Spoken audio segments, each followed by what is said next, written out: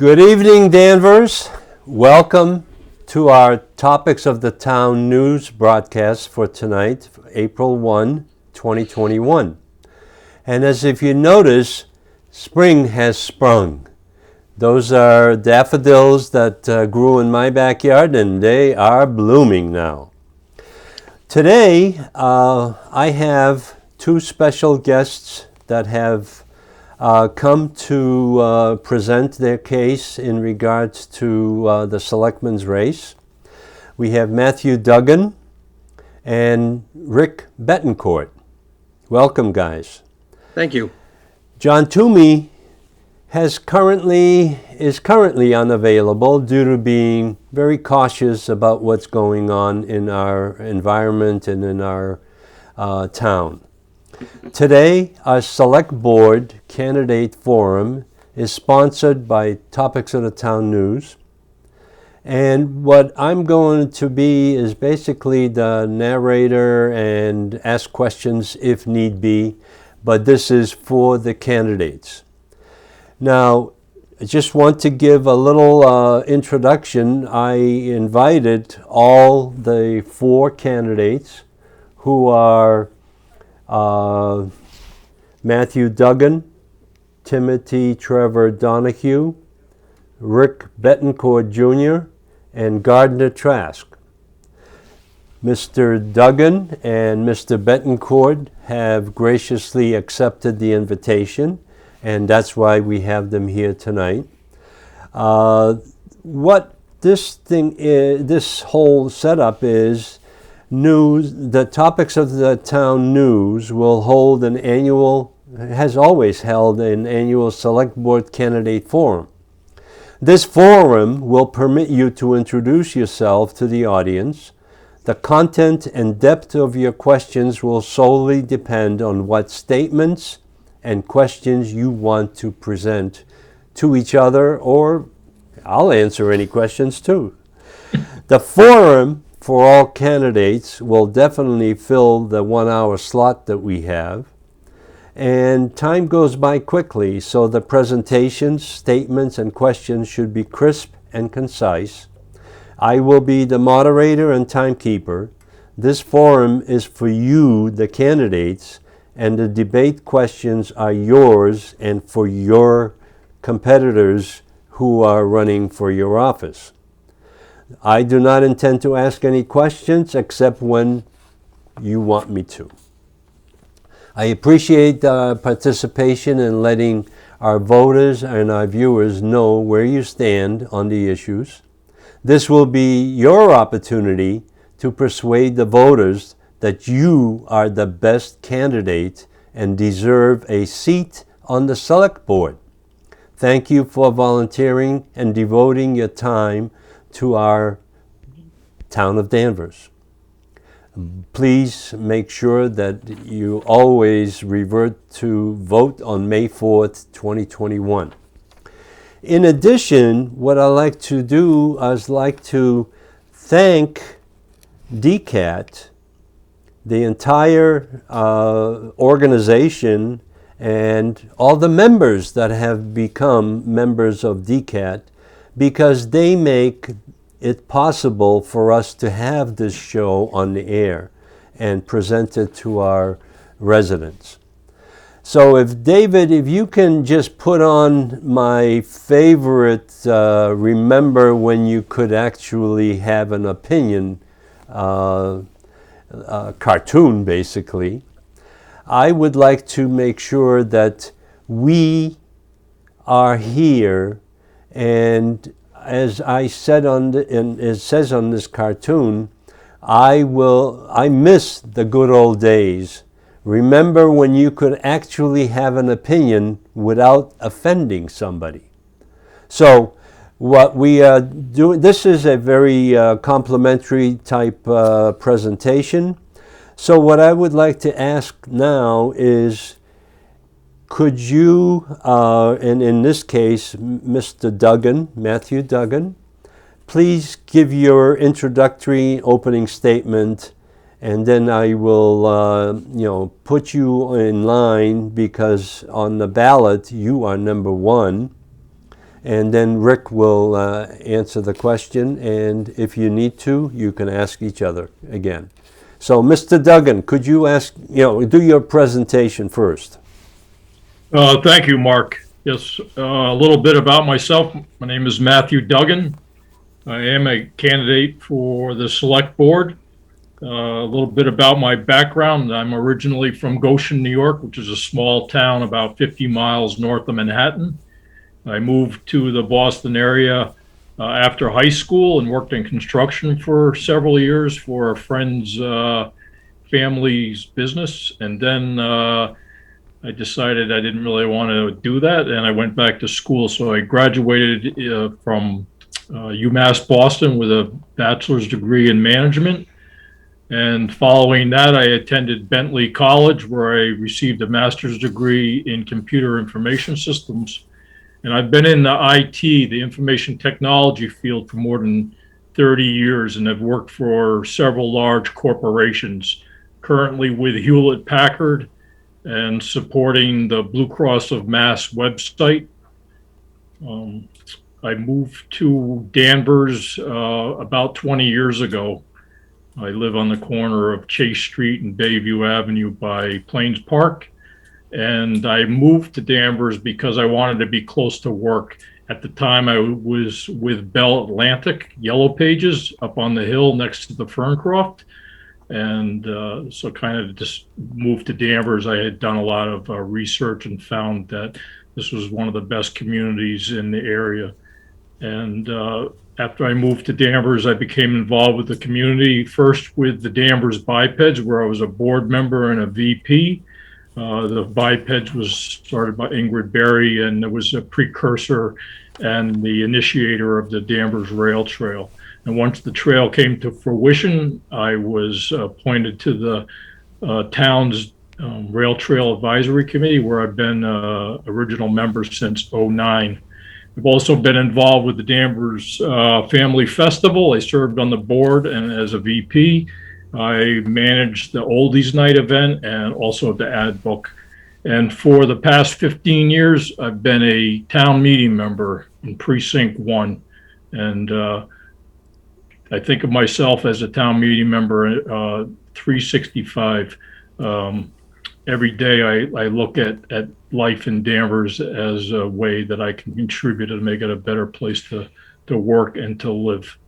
And that's just a little bit of my background. Thank you very much, Matthew. I have to remember that you would like to be called Matthew. So I think we need to make sure that the general public gets that same message.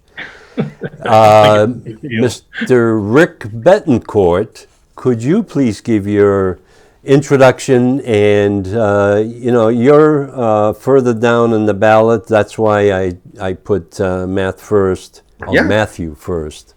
Yep. So, Mr. Bettencourt. Yes. Thank you, Mark, for having me. Richard M. Bettencourt Jr. I am on fourth on the ballot for Select Board on May 4th. And originally from Peabody, Massachusetts, moved here many years ago. I've lived here long enough to know that I love Danvers, and I want to follow in my father's footsteps as a public servant. He was a police officer in Peabody for 35 years. And I graduated from the University of New Hampshire with a Bachelor of Science degree in Water Resource Management. I minored in Earth Sciences and Hydrology.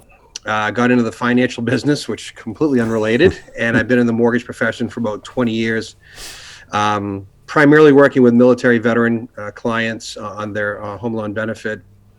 When I came to Danvers, I did run for, I was in Danvers for about 5 years. Ran for selectman in 2012.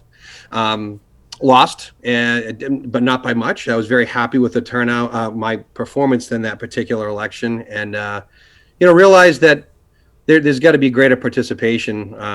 If I really want to earn the trust of the constituency here in Danvers. So, over the last 9 years, I have served as a library trustee for 4 years. I was a Danvers DCAT vice chairman of their board of directors for almost 4.5 to 5 years. I served on the Deep Committee. I was on the Downtown Improvement Committee before that committee was eliminated by the town manager, and there was supposed to have been another committee put in place, but that was never done. And as I said, I've been a town meeting member for 9 years. So I've been very involved with the town itself.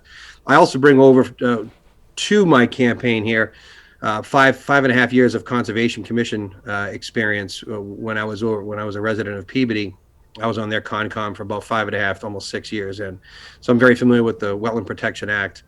For me, serving in Danvers and being a select board member in Danvers is just again just to follow in my father's footsteps. There's no greater service than public service, and whether that service is in service of your community or your country, that's what I've always wanted to do. And we took some time to think about right now and whether it would be a good idea. And after 9 years, I figured I'd throw my hat back in the ring. I've got the experience to do so. I was also the president for the National Association of Mortgage Brokers, which is a large 501c6 nonprofit. I had about 8,000 members in 50 states, a balanced and annual budget. So I also bring some extensive experience legislatively for what we did in our industry was lobby for the consumer, homeowners, mortgage professionals. So that's all applicable to what I want to do, and hopefully what I'd like to do as a select board member here. So that's a little bit about me. I live on Bowden Street in Danvers. I moved here in 2018, right near the airport, with my wife Jen and our daughter Kaylee. So that's a little brief synopsis about me. Thank you very much. I mean, we're right in there. The one question that I just follow up is, both of you military service? No, I'm a civilian. Okay. No. Okay, good. So that makes it simple. All right. The next segment of this presentation, and we're right on time. I'm telling you, my clockwork really worked out well. What I would like to do is ask Matthew Duggan, ask a question and to the other candidate, which is Rick Bettencourt. And if you like, I can present one, but Matthew, if you have a question. I kind of like the format where you could kind of ask the questions so it doesn't look like there's unfairness on either side. So perhaps you could just ask one of the questions that were on the agenda for this event, and then we could just kind of each have an opportunity to answer it. I got it. Well, I mean, I think that's a great idea, and I think that's it's always nice to have a moderator and get a couple minutes to kind of present an opinion. And we're well, I have prepared questions, and I'm never sure you did, Mark. So never bashful about asking. So my question in this case is my number 2. Appointments to town manager control boards have been basically retained from the past, and there's very little new resident involvement. Retention of long-term without recruiting new faces to present a broader cross-section of the residents to get involved in these committees and organizations. Zoning board is the only selectman-appointed board, but the board has been stripped of any influence because currently the town manager-appointed planning board is really in charge of economic development and development of the town itself. So what I ask is, what do you think of all of these appointments? Because the town manager has been on board for 5 years, 6 years now. And have you seen, or what will you do in regard to these appointments? This is a question. How do you want? Do you want to alternate? Who? I mean, do you want to go by the ballot stack? This will be Rick Bettencourt who will go first, right? All right. The town manager, under the authority of the Town Manager Act, obviously has the ability to make appointments to any committee that he sees fit, and that's within his jurisdictional right. Where I see to your point, is sort of perhaps the lack of communication to the community about boards that are available, appointments that are available, spots that are available. Perhaps I don't see a lot of communication coming from the top down as to what is available for possible for appointment. So maybe there's an opportunity there to expand on opportunities for some of the other constituents. As a selectman, I've never been accused of being quiet, and I don't have a problem being vocal to someone who reports to the Board of Selectmen as far as the hierarchy goes as to why things aren't being done, perhaps a wider base of constituents being offered opportunities to serve in appointments. It's not the select board, the constituency runs the town. The constituency runs the select board is in charge of the town manager, right, and so forth. So I have to answer to the constituents, and perhaps if the constituents are not aware, therefore there'll be no complaints or requests for changes to come to the Board of Selectmen, so therefore we cannot convey that or pass that on to the town manager. Perhaps that's something that we need to look at, change, and do a better job of letting the people know when there's an appointment available. Well, just as a point of clarification, and I'll be in town meeting now, there is a program that the town manager has instituted, but what it is you go onto the internet, you fill in your name, and you're volunteering for any position. And the thing is that the town manager, the town needs to involve a cross-section of individuals. And there is a program that the town manager has.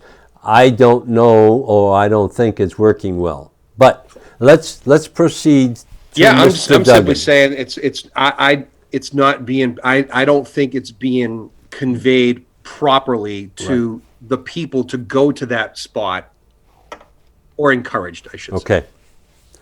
Mr. Duggan.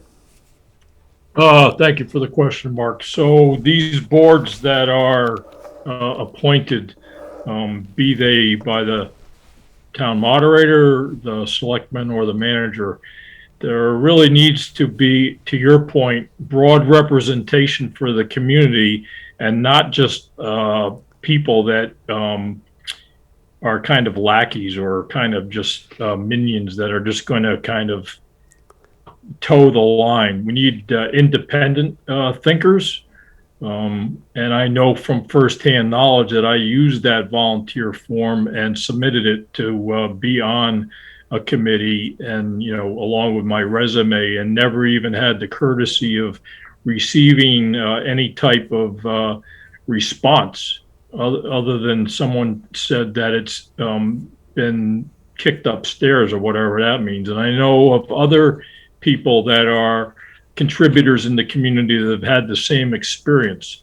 So it's concerning when the consolidation of power is brought into the town hall, and you're kind of the community is kind of not really fully engaged. And some of that is the town meeting's fault. I think they've kind of just relinquished control. You mentioned the zoning board. So that's a board that I attend meetings on a regular basis. And those people, again, these are all volunteers that we're talking about that take time, just like we are, that take times out of their busy lives to try to make Danvers a better place to live. And for the ZBA, they just had a longtime member retire, and they've moved someone else in. I think many of these people, from my observation, they really try to do a good job, the best they can. Again, they're volunteers, and oftentimes they're going up against developers and lawyers who, do that job professionally. So you have volunteers versus professionals, and sometimes it seems like it's lopsided. But just one final thought. I think that people really do use that volunteer process that's set up on the webpage. And I've seen some really high quality candidates be appointed. So I'm not I'm not seeing a problem from that perspective. The quality of the people is good, but to your point, the process itself should be improved, I think. Well, just as a point of information, the town hall does not necessarily know the individuals that are cross-section of town government or town involvement. And my point was that by or reappointing, a lot of the positions are reappointed for the last 5-6 years. And you need new, fresh ideas and fresh involvement. And that's where the point was going to. Rick, you had something to say. No, I mean, if you're talking about the continuous appointment of individuals and you're kind of driving at fresh face, I think that again, one of the issues that I had in 2012, which was I was laughed at in 2012, was a lack of communication from the town top down to the constituency on various issues within the town. That was reiterated by candidates for selectmen in the 2018 and the 2015 selectmen campaign are on the record for saying that Danvers isn't doing a good job with communicating and we got to do better. And it was shortly thereafter that we saw the automated phone system that now is being used in Danvers to convey, because I had brought that up in 2012. So, having a system in place online to gather specific people can also be steered in one way or another, to have the top down tell the certain people that they want to fill out the process the right way. And I think that to Matt's point, they probably, there's been some great candidates, but are we missing other great candidates with other backgrounds that could be mitigators of questions or positions from attorneys and developers that perhaps, we're missing out on? So all in all, I think one of the biggest issues that we have in town politics a lot of time is complacency and stagnation. It's the same thing. It's the same people. It's the same. One of the biggest things that I've been talking to people since December on this, and it's like, we need a change. It's time to change. It's time to change. It's been 15 years, 18 years, 12 years. So yeah, I mean, systems are good. Systems are better if everybody knows how to use them. Okay. I don't know. You guys want to ask questions of each other, or do you want me to continue with these? Yeah, let's move on to another topic. That was great, Mark. I think that's exactly what I think people would want is, you as a... I am here. I'm ready. So go ahead. My next question is residents' concern regarding the Beverly Airport expansion and outpouring of noise complaints and the increase in, well, I call it jet traffic, but it's air traffic, airport commissioners' appointments and their mission. How well are Danvers residents represented on the Beverly Airport Commission? Because, as you know, Airport Commission really is stacked with, there's 7 individuals, 5 from Beverly and 2 from Danvers. And those individuals are supposed to represent the views and the issues that Danvers encounters, because 170 acres out of the 470 are in Danvers, and the runways are getting longer and longer into Danvers and into Beverly. So what are your views? This will be for Matthew, I think. Yes. Sure. Thank you. So I attended that selectmen's meeting a couple of weeks ago that I think both of you also were there. There was a pretty good turnout from the community, and some of the comments that I heard are kind of a little bit disturbing in terms of it sounded like the residents were concerned about their actual safety, which you would think that would be priority number one for the airport. My personal experience with the airport being by Plains Park is just being on the apex of the touch and goes. And, sometimes it's at 6 o'clock in the morning in the summertime when you have your windows open. And I think once the planes are in the air, it's more of an FAA responsibility. What happens on the ground at the airport, that's within the realm of the city of Beverly. But once they're in the air, it really is no longer in the local control. Correct. But I think safety is the number one. So with these, I think there's some not clear understanding about what this runway extension. It seems like they're only paving an area that's currently grass, and I'm not sure that that's actually going to be used to allow larger aircraft to use that facility. I don't really know enough about that, but it's definitely something. Danvers is just kind of like a passive neighbor, right? We're not able to get any tax from the fuel that's stored on the left side of the airport. I don't think we get any tax revenue off of the real estate there. Yep. So, we get the bad aspects of the airport. We don't get the good aspects in terms of the direct financial rewards. But it was mentioned at that meeting, the airport is a benefit, I think, overall to this area.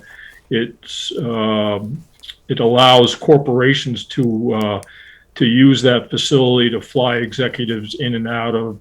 I know a neighbor of mine has his plane there, and he's a commercial pilot. He flies customers around New England and down to New York, and so that's his where he makes his money. So there are people that live in the area, mechanics, what have you, that do drive income in their employment. So that's a plus. So.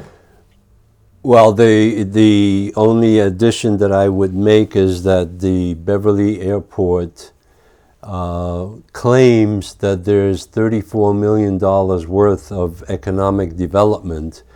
But the thing is, we cannot define where is that economic development or economic benefit. And the thing is, it's primarily in Beverly because it goes into the Cherry Hill and into the Beverly side. And the west side of the airport, which is Old Burley Street, I understand that just within the last 2 weeks, there were tree cuttings going on. Again, truckloads of logs coming out. So, Rick, how about you? Danvers got a raw deal when they negotiated the airport commission on a seven-member 5-2. Right away, I mean, who would negotiate a situation where you give up a third of your acreage for a town, but you only get 2 seats? And I understand, I wasn't involved back then. I wasn't part of that process. However, I've served on many boards. I've served nationally. I've served locally. Massachusetts passed a recent piece of legislation as well. In the commissions were set up, I feel, inadequately. So Danvers already has no vote for a majority. You got to convince 3 of the Beverly voters to go your way to have a majority vote. So that we got a raw deal. So jurisdictionally, Danvers has very little power to make any significant changes except through constituencies being loud, vocal, and voicing their opinion about the issues that are ongoing. That $34 million, Danvers doesn't see a penny of that. That estimated $34 million of economic development that they bring to the region. I would love to see an analysis or a study done as to how exactly that development benefits us. We don't collect any taxes on the fuel. We don't collect any taxes on the land that they're using of ours. And I bought right in Precinct 5, right on runway 927 in 2018. I find it comical that some of the arguments by some of the town officials perhaps and the Beverly Air Commission is that, well, you know what, You're just noticing it more because it was a pandemic. I'm calling BS on that one because, That's right. as somebody that's been in the mortgage industry for 20 years, I've been able to work remotely for almost 12 years. I can work remotely from any place, and there's many people in Precinct 5, and I talked to a lot of them that have been working remotely for a long time prior to the pandemic in 2020, and they themselves can, and I agree with them, because when I bought my house in 2018 on Bowdoin Street, the runway approach and takeoff for 927 is directly across from me and my neighbor. And in 2018 and 2019, it wasn't bad at all. The traffic and the touch and goes were manageable, and it was kind of cool. You see a plane, it's kind of nice. 2020 was brutal. It was unbelievable, the number of planes taken off and landing, and it was I had a problem with it. I'm glad Tony Bettencourt and yourself and a few others brought, I got involved with several of the meetings I've been a part of, and as far as I'm concerned, the Beverly Airport strategic planning long term, the meetings that we've been on, it's just been lip service. It's really, hey, let's hear what you have to say, but we're really not going to do anything. It's just we're going to do what we want to do because, Danvers, you got 2 votes in this, and really one of the votes is really not helping out at all anyway. So the liaison is not doing a lot. We saw that in one of the selectmen meetings. Yeah. So, what are we going to do? I think the only thing that we can do, and it was nice for Representative Kernan, Sally Kernan, and Kearns. Yep. Kearns and Senator Lovely to identify maybe some legislation. And I think that's the only thing that's going to be able to maybe help provide some relief is some legislation from the top, from the state down, that might be able to help us. The noise topographies, the studies that they're going to do, I'm not expecting those results to be favorable for the people that live in Precinct 5 or around 1624 or 927. I don't think they're going to be very favorable. And like you said, once the plane takes off, you're above the FAA. The other thing too that really irritates me is Lawrence Regional Airport does not allow touch and goes, right? Yes. They don't allow touch and goes. So what they do, they come down to Beverly and use our airport, those runways, to do their touch and goes. I think, if anything, one place that the airport commission could be stronger is like, hey, keep your airplanes in Lawrence. Lawrence, go find someplace else to do it. But I have to dig deeper into procedurally how that has to happen, or if it's even feasible to that. But it's a point of contention for me for me as well. And I've been here for 3 years now. I think that issue is not going away. It's going to continue. There's a update meeting, or the master plan update 2 meeting. weeks, right? 2 weeks. In April 26th. 3 weeks, yeah. 3 weeks. And the other, the extensions of those runways at 1624, the north to south runway that's being extended 300 feet either side.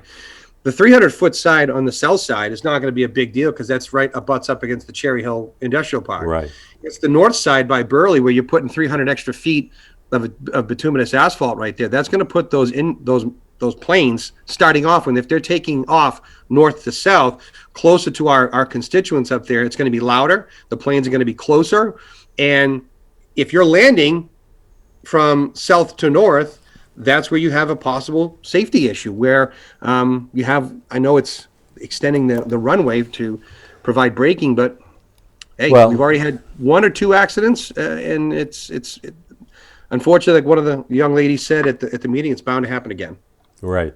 And they just had an accident. Student pilot went off the runway just 2 weeks ago, I think. But this airport is not a new issue. This has been brewing since 95, 94. And the surprise that I got today is that they are, again, cutting trees down. It is on their property, I understand that. But now the neighbors are looking into the fuselage of the planes that are trying to take off, and they're in their backyard and into their living rooms. For all of us that bought homes around this area, private property is private property, and you have the right to do what you want to do on the private property. And then, I understand that, and I but at the same respect, the airport is geographically limited into the size and scope in which they want to expand. And I brought that up at the meeting, at the select board meeting. And I'm sorry, you know what, you have an airport, and in 3 different communities grew up around you, and that's it. That's it. You're geographically limited with what you have. So make do with what you have. Millions of people, entities, businesses, we make do with what we have. And sometimes you're unable to expand your operations. I was a small business owner, owned my own company I was a managing partner and part owner of a company for 10 years. And sometimes you just can't expand. Just can't.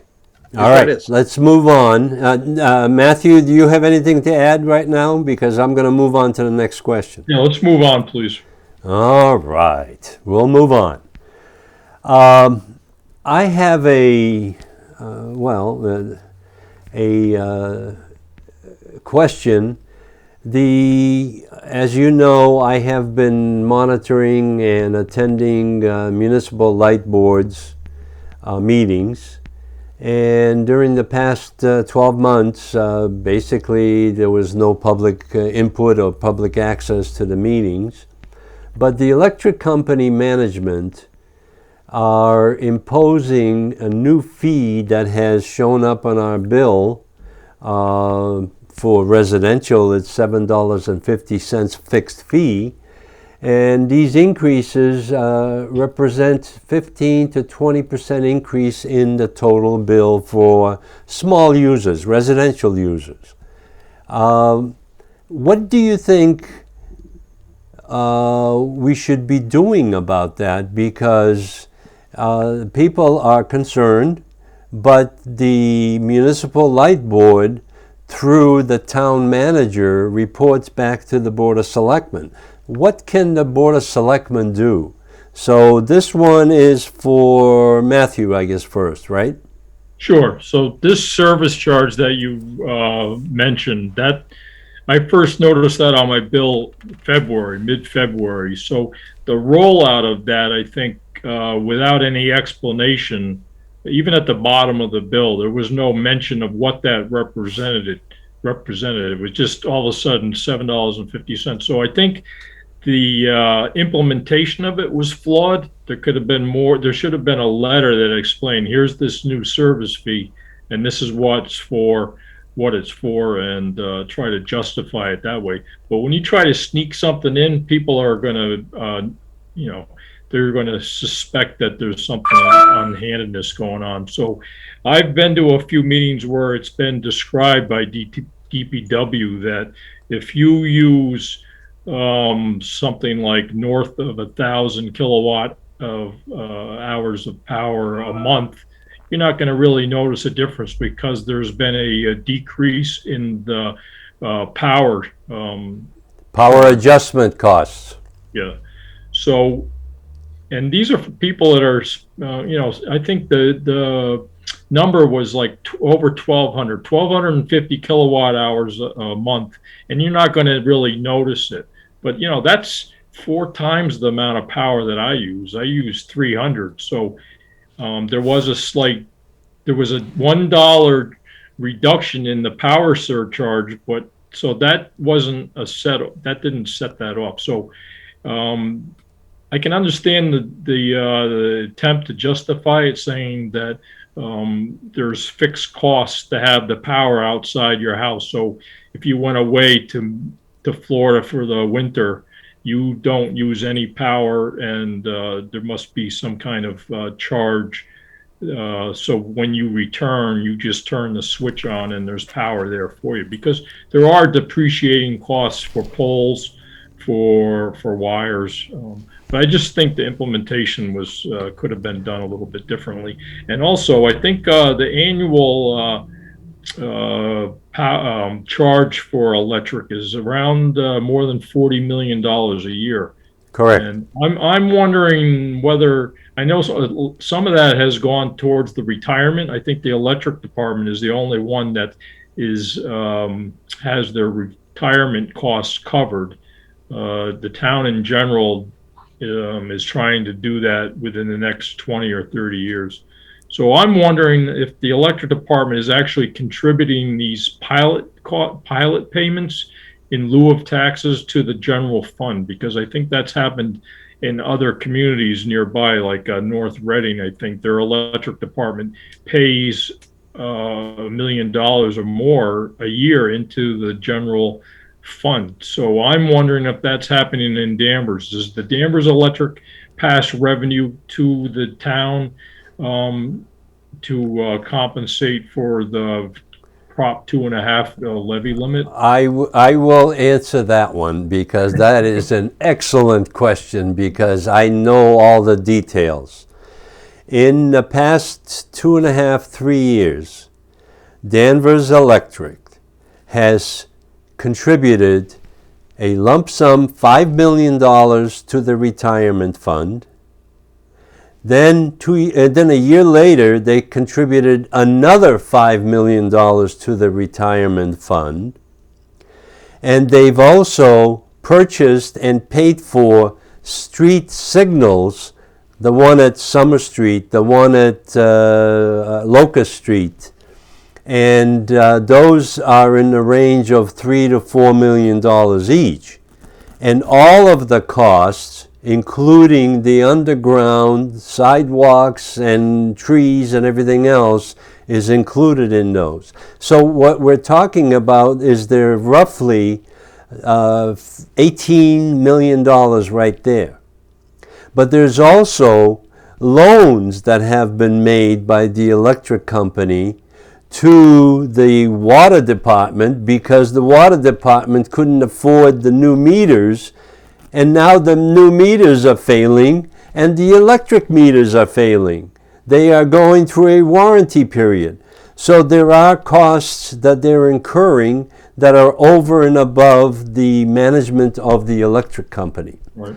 However, in support of that, you have roughly this last meeting that I inquired about, there's over $22 million in cash that is flushing around inside the Treasury that is not being returned to the users, the ratepayers. So that's the answer to your questions. There's a lot of money being floated around, and the pilot program has always been, since 1996 or 97, at around a $780 million, $780,000, just under, But now, all of a sudden, 2 years ago, that jumped up to $1 million. I don't know what it is this year, because I haven't been able to attend the meeting. So the pilot program does work. Okay. Rick, what do you got? So when I look as a business owner, when I decide whether I'm going to increase costs or decrease costs or whatnot, and you have to go to your P&L, right? And you look at your profit loss statement and you say, well, how are we doing as an organization? Do I need to charge more or do I need to charge less? And if you look at the P&L, which I have it right here. I'm looking at the P&L for the electric light, and you're right, Mark. The pilot program has ranged between 758 in fiscal year 18 to as high as proposed in 2021. It's 1.1 million, 22 right. Fiscal year. Sorry, but yet the adjusted net income for our electric division for the last in 2018, was it 2018 or 2017? 17. In 2018, calendar year 2018, their net profit actual was $3.5 million profit after everything was said and done. And they've been a profitable entity since then. They're expected in the end of fiscal year, calendar year 2020, they're expected to maybe profit almost $4 million net. There's some additional expenses there. So that are going to probably come off that adjusted net income, which hasn't been calculated just yet. So they're expecting a 2022 net profit of $900,000, which I think that's going to be a little bit, probably plus or minus a little bit. But if you're netting, and I understand fixed costs, right? But if you're netting nearly $1 million net profit every single year in a small town community like this, and I understand the fixed costs and deferred maintenance of poles and things of that nature. One, do you really need $7.50? Even though I know the proposed was going to be like 20 or 30% more than that, right? Yep. Right. Do I think it was necessary coming out of a COVID-19 pandemic when you had 45 million people out of work and they're counting every penny? No, I don't think you needed it, especially when I look at a P&L and you're netting a ton of money every single year, number one. Number two, we've seen some calculations by some constituents in Danvers that have shown clearly that this benefits some of the larger users. And if you look at it, you're like, well, wait a minute. Like Matthew uses 343 kilowatts a month, right? Yet his bill is going to go up a little bit, but technically, by the way that the math works, somebody that spends more is going to see a little bit of a sort of a percentage decrease in their overall cost. I don't think it makes sense. How can you actually incentivize or de-incentivize those that are conserve their electric power? Those ones should be, sort of given a pat on the back and said, good job, not here's a $7.50 charge. Thank you very much. And the fixed cost for a pole outside. Bad timing, bad communication. And I agree 100% with what Matthew said is, yeah, we just got the bill. And then about a week to 2 weeks or 3 weeks later, we got some notification that there was going to be a change on the bill. No, on the next bill. That's right. Yeah. So 4 weeks later, right? So again, back to something I had said earlier, the communication of the town, I think, is poor, and this was poorly done, and I don't believe it's necessary, and I don't believe it's necessary in 2022. We could have waited a year, done a better analysis, get out of a crisis, and then explore hitting people with some more money. Well, the issue, and I will just compliment on both of you looking at it this way, is the imposition of this fee was done as a result of reducing the power adjustment costs, because the power adjustment costs the year before were raised by that percentage. So the thing is, the electric company does not want to touch the rates, which is the 0.09 cents per kilowatt hour and the 0.05 for the power adjustment cost, because they have to go to the DPU to get a permission. Yep. And the problem is that they have figured out another way of imposing that rate increase because they can. And the problem is that the Danvers residents have already filed a petition with the DPU that is being investigated for the costs that they have spent that are other than utility costs. The smart play here isn't to assess a $7.50 charge across the board on every single bill, penalizing those that conserve power. It would have been a slight increase to the power, the usage costs. That would have been a better way to do it, because then you're paying for what you actually use. Right. Not Matthew Duggan did a great job conserving energy. Thank you, Matthew. Here's an $8 charge for you. You know what I mean? I mean, come on. Well, the thing is, I appreciate your comments on that, because they're right on the mark. What I'm going to do is, we have other questions. This is another one is on water and sewer rate increase, because last year, during the pandemic or just before, they increased the water rates by 15% at one whack. So that's another source of revenue. The town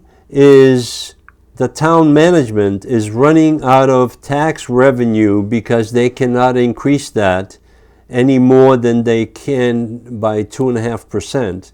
And now these sources of revenue are being tapped, and the residents don't even know it. These are taxes basically spread over a larger population in our town. So, what I like to do is, I think we're close to running out of time, because I think you two deserve a opportunity to do a closing statement or a plea for the voters, because I think, hey, that's how it is, guys. You're running for an office. Great. So what we had before was Matthew Duggan was opening it, so now I'm going to ask Mr. Bettencourt to close it. And here's your opportunity to present why are you running, how can you get more votes than anybody else because you are the best. Mr. Bettencourt. I simply asked the constituencies to look at my experience and my record and my involvement in the town. Watch some of the previous town meeting. You'll see that I've been a vocal, outspoken town meeting member. I'm a fiscal conservative. I have always read the budget back to back. I have a copy of it on my computer. I review it. I've reviewed the 2022 budget. I pay very close attention. I think I'm honest. I think I have the experience. I'm very transparent. I consider myself a pretty easy guy to talk to, but I'm not afraid to tell anybody the facts behind the decision that's been made, and hopefully not take it personally, because we all, at the end of the day, what candidates like myself and Matthew, what we try to do is we're trying to get into a position to make a difference, to make it better. This town has one big piece of pie, and that's it. And that's all the pie. That's all we have. And there's little slices, and we have to find ways to move the slices around without impacting the services of others or the property taxes of other people. We touched upon some issues, and we also didn't touch upon some issues. I mean, we have 44% of our school, 44% of our budget is going to Danvers High School and Essex North Shore Tech. And yet we have some issues.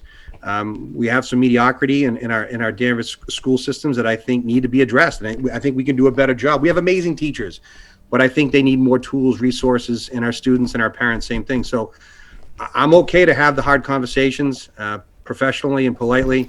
And I just hope that you look at my track record and my experience and my resume, and I hope I've said enough to earn your trust and earn your vote.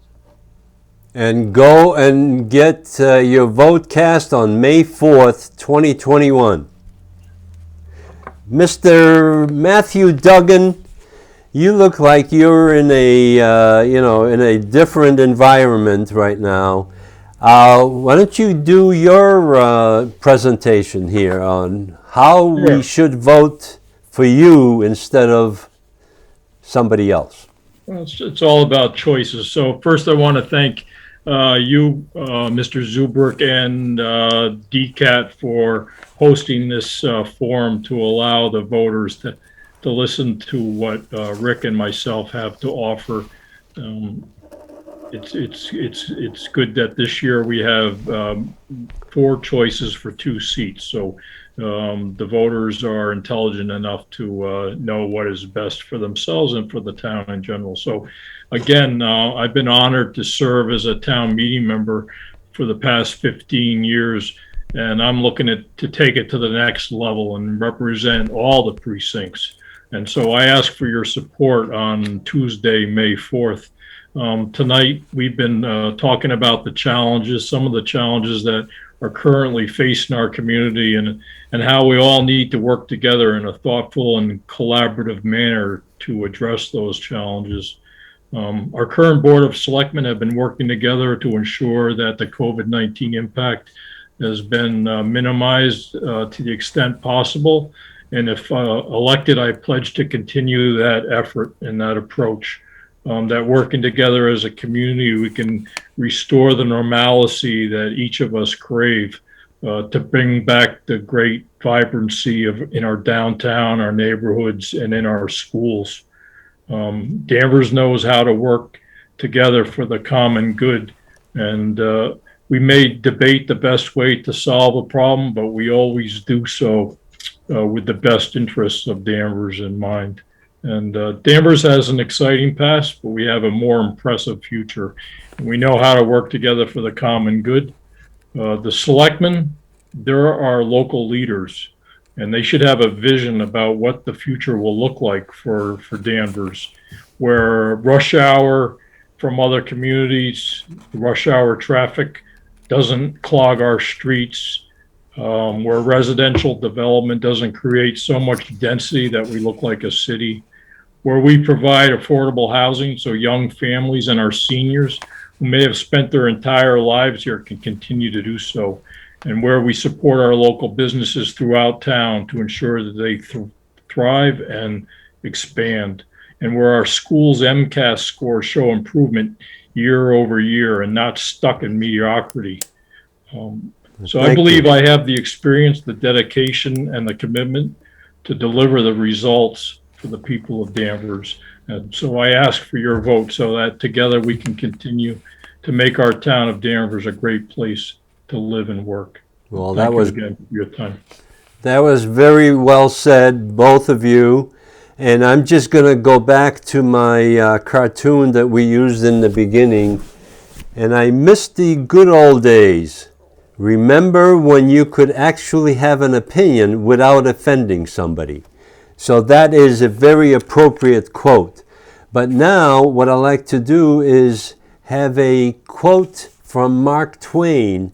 And if David, if you can throw that up on the screen, this is so appropriate what's going on.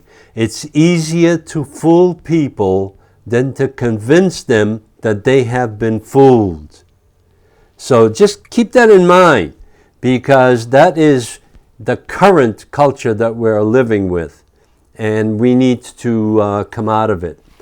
So to wrap things up, what I like to do is we have a ballot that's going to be cast on May 4th, 2021. That's a Tuesday, and it's going to be at the high school.